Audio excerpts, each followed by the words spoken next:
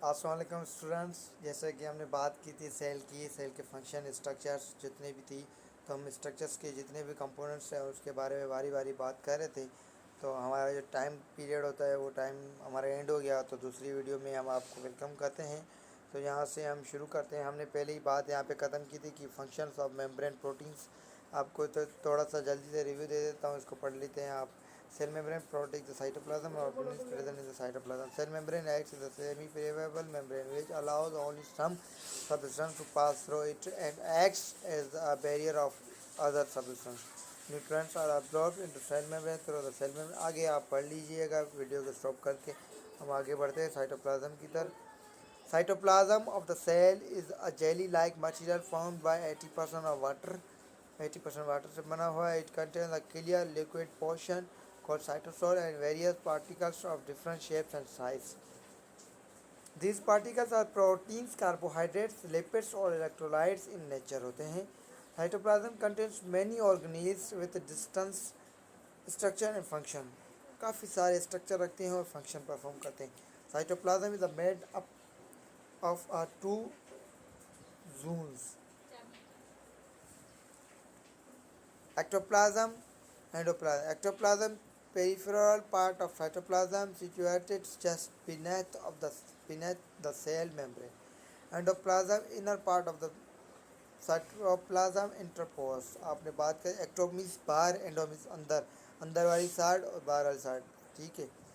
The organelles in the cytoplasm के अंदर कौन कौन से ऑर्गेनील्स आ जाते हैं, जल्दी से रिवाइज कर लेते हैं. Nucleus, mitochondria, ribosome, endoplasmic reticulum, Golgi apparatus, lysosome, peroxisome, centrosomes and centrioles, excretory vesicles, cytoskeleton. Nucleus, nucleus के बारे में पढ़ेंगे. जितने भी कंपोनेंट के बारे में बात की थी हमने, इनको थोड़ा थोड़ा रिव्यू कर देते हैं ताकि हम क्या करें कि सेल को इसी वीडियो में फाइनल कर दें. न्यूक्लियस जो है, एवरी है द न्यूक्लियस नेचुरल न्यूक्लियस के बारे में आप पढ़ लीजिएगा. The cells nucleus are two type के होते हैं. यूकैरियोट्स जिसके अंदर ट्रियो न्यूक्लियस होता है, प्रोकैरियोट्स जिसके अंदर न्यूक्लियस कंप्लीट नहीं होता. न्यूक्लियस जिसके अंदर न्यूक्लियस प्रेजेंट मतलब न्यूक्लियर पैदा ही नहीं होता. तो माइटोकॉन्ड्रिया जो पावर हाउस ऑफ सेल कहलाता है. Mitochondria the membranous US shaped structure in the cytoplasm. इसकी डायग्राम आपके सामने है, आप देख सकते हो. It is the power house of cell. मैंने पहले बात कर दी थी.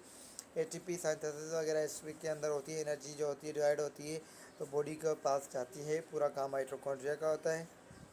राइबोसोम्स, राइबोसोम्स क्या है?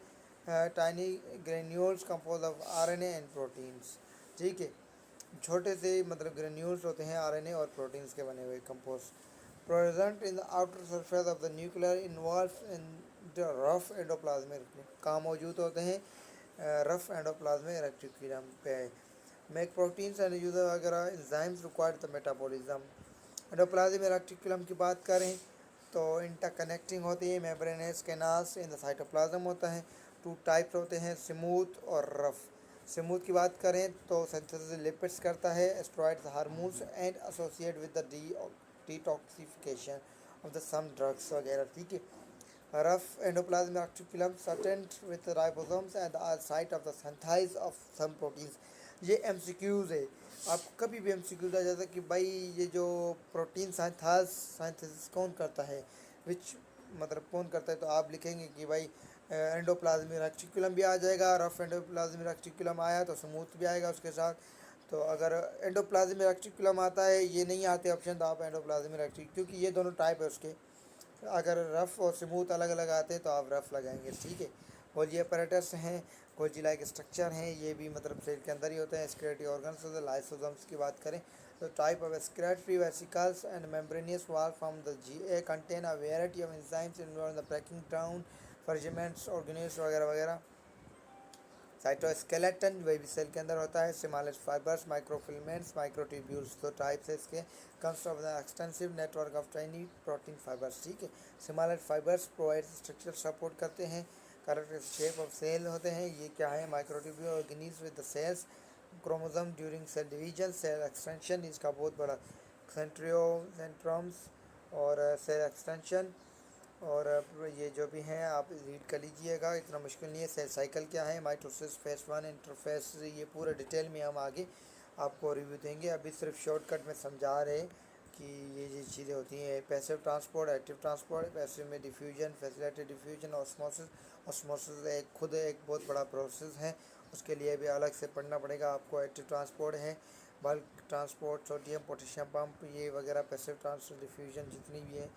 Bone cells, osteocytes, cartilages cells, ये भी nerve cells, epithelial vascular cells, adipose cells, blood cells और conductive cells, connective cells, radicular cells, storage cells, supportive cells. ये सेल के टाइप्स हैं जो कि इंसान के अंदर मौजूद फंक्शन परफॉर्म करते हैं। स्पेशल टाइप्स ऑफ सेल्स क्या है? स्पर्म, ओसस, स्टीम्स, rods and cones, ciliated cells, blood sales.